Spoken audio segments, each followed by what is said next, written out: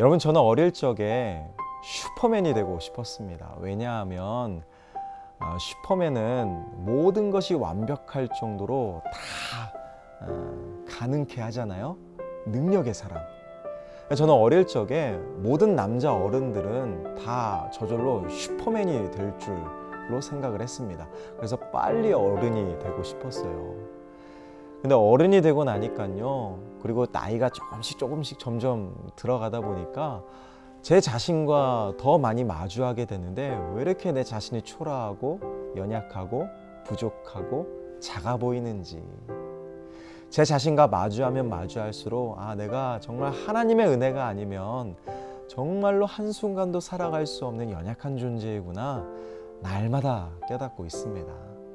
사실 우리에겐 그 무엇보다 하나님의 은혜가 절실히 필요한 것 같아요. 영혼의 사계절이란 책을 보면요, 이런 내용이 있습니다. 우리 영혼에는 봄, 여름, 가을, 겨울이 다 필요하다. 열매를 맺으려면 반드시 모든 계절을 거쳐야 한다. 맞습니다.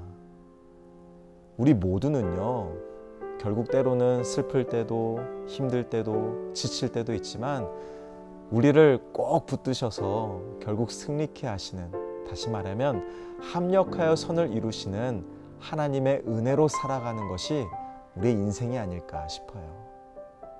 특별히 오늘 본문을 보면 바울은 정말 세상적으로, 인간적으로 자랑할 게 너무 많았습니다. 지식이 뛰어났죠. 그리고 배경이 좋았죠. 금수저 출신이잖아요. 부족할 게 없었어요. 이런 완벽할 정도로 모두의 부러움을 샀던 바울, 그런데 그에게 정말 떼어놓고 싶었던 가장 큰 아픔과 고통이 있었습니다. 그게 소위 오늘 본문의 바울의 말로 빌어 설명하자면 육체의 가시였습니다. 육체의 가시. 그리스도 안에서 세상의 모든 것들을 배설물로 여기고 오직 예수님만을 인생의 보물로 삼았던 바울조차도 정말 괴로울 정도로 육체의 가시가 있었다는 거예요. 근데 우리는 그 가시가 무엇인지 사실 정확히 모르죠. 그러나 분명한 건 바울에게 엄청난 시련이었고 고통이었고 아픔이었다는 거예요. 우리가 흔히 가시라고 하니까 생선 먹다가 목에 걸리는 그 생선가시처럼 생각하는데요, 아닙니다. 이 가시란 말의 의미가 말뚝이나 파편을 상징할 정도로 바울의 영혼의 인생의 육체에 엄청난 고통을 안겨주었던 아주 큰 시련이었습니다. 고통이었어요. 여러 학자들이 이 육체의 가시가 무엇인가 많은 견해들이 있는데요, 어떤 학자는 육체의 가시가 바울이 복음 사역을 할 때 많은 대적자들이 있었잖아요. 그러니까 쫓아다니면서 막 괴롭히고 위협했던 대적자들의 위협이 아닐까, 이렇게 보는 견해도 있고요. 또 어떤 사람들은 육체의 가시는 이 바울의 심령 속에 계속 물일 듯 일어나는 온갖 부정적인 생각들, 인간이니까 교만이나 자기자랑 이런 게 아닐까. 그런데요, 가장 유력한 건 진짜 바울의 육신의 연약함, 육체의 아픔이자 어떤 질병이 아닐까, 이런 견해가 있습니다. 어떤 사람은 그렇다면 육체의 질병이 무엇일까? 대체 그 가시가 뭘까? 간질일까? 학질일까? 오늘날 치면 학질은 말라리아죠. 아니야. 안질일까? 눈병. 그게 아니면 극심한 두통. 다양한 견해들이 있는데요, 사실 무엇인지 정확히 알 수는 없지만 분명한 사실은 바울에게 엄청난 고통을 안겨주었던 큰 육체의 아픔이고 시련이었다는 거예요. 그래서 바울은 얼마나 괴로웠는지 하나님께 3번이나 이 육체의 가시를 좀 제하여 달라고 정말로 눈물로 호소하며 하나님께 간절히 구합니다. 근데 이에 대한 하나님의 응답은 뭐예요? 9절에 보니까 하나님이 말씀하시길, 바울아, 내 은혜가 내게 족하다, 이렇게 말씀하시는 거예요. 제가 바울이라면요, 너무 낙심됐을 것 같아요. 하나님, 제가요 지금까지 주를 위해, 교회를 위해, 복음을 위해 정말 목숨 내놓고 정말 세상 욕심 하나 부리지 않고 주를 위해 달려왔는데, 아니 이 육체의 가시만 좀 제하여 주시면 제가 조금 더 건강하게 많은 사역을 할 수 있는데 대체 왜 이 가시를 제하여 주지 않습니까? 주님이 말씀하시죠. 내 은혜가 내게 족하다. 바울의 믿음이 너무 대단한 게 뭐냐면 이 고통스러운 가시를 어떻게 해석하냐면 하나님이 나를 교만하고 자만하지 않게 하시려고 하나님의 은혜로 나를 간섭하시기 위해 이 가시를 내 육체에 새기셨구나. 믿음으로 승화시키고 믿음으로 재해석하는 거예요. 솔직히 3번이나 거절당했습니다. 바울의 간절한 기도가. 인간적으로 보면 하나님께 거절받은 기도였지만 바울에게는 그 어떤 기도보다 하나님의 은혜를 깨닫게 되는 가장 큰 하나님의 응답의 기도로 바울은 재해석했던 거예요. 얼마나 위대한 믿음일까요? 자, 오늘 구절을 우리 풀로 같이 한번 읽어보실까요? 자, 함께 읽습니다. 시작. 나에게 이르시기를 내 은혜가 내게 족하도다. 이는 내 능력이 약한 데서 온전하여 짐이라 하신지라. 그러므로 도리어 크게 기뻐함으로 나의 여러 약한 것들에 대하여 자랑하리니 이는 그리스도의 능력이 내게 머물게 하려 함이라. 저는 오늘 이 구절의 말씀을 읽으면서 너무 도전받았고 정말 바울의 믿음에 다시 한번 놀라게 되었습니다.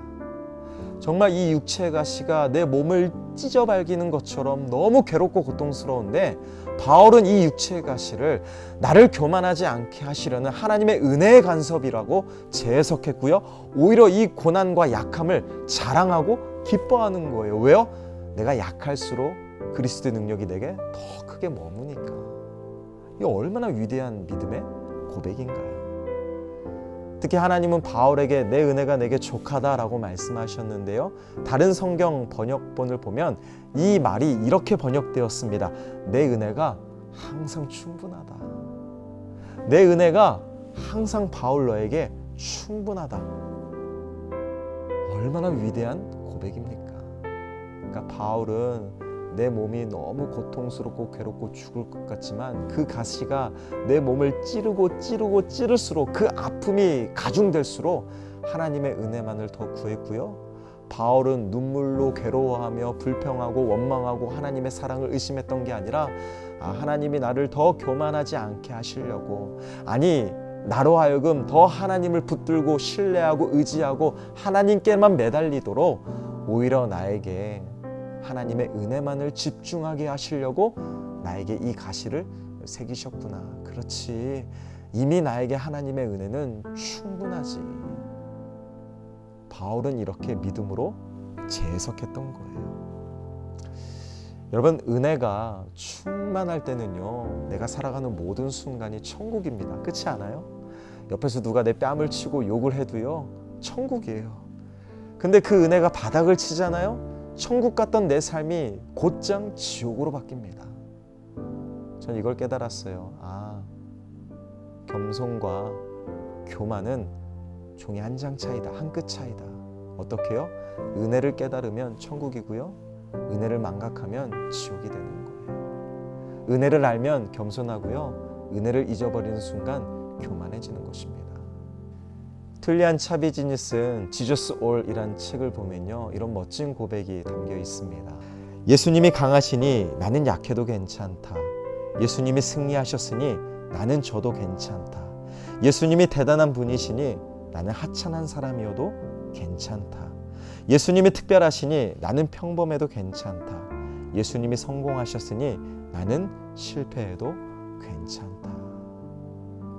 여러분, 저는 오늘 이 말씀을 통해 여러분을 위로하고 도전합니다. 우리 살다 보면 울고 싶을 때 참 많잖아요. 괜찮아요. 울고 싶다면 우세요. 대신 하나님 앞에서 우세요. 쉬고 싶다면 잠깐 쉬어도 됩니다. 대신 하나님 품에서 쉬십시오. 때로는 이 분이 가득 차서 소리치고 싶을 때 소리치세요. 대신 하나님께 소리치십시오. 왜냐하면 하나님은 다 들어주시거든요. 저는 저와 여러분들이 이 약함에 속아 이 약함 가운데 무너지는 것이 아니라 오히려 우리의 약함을 자랑하여 그리스도의 능력으로 채워가시는 하나님의 놀라운 기적과 반전의 스토리를 경험하는 위대한 믿음의 주인공이 우리 모두가 다 되시기를 예수님의 이름으로 축원합니다. 함께 기도하겠습니다. 사랑의 아버지 하나님, 오늘도 우리의 약함에 주눅들어 위축되어 하나님을 멀리하는 것이 아니라 오히려 우리의 약함이 그리스도의 자랑이 되고 오히려 우리의 약함을 통해 하나님의 능력을 경험하는 기적과 반전의 주인공이 우리 모두가 되게 하여 주시옵소서. 감사드리며 우리를 사랑하시는 우리 주 예수 그리스도 이름으로 간절히 기도합니다. 아멘.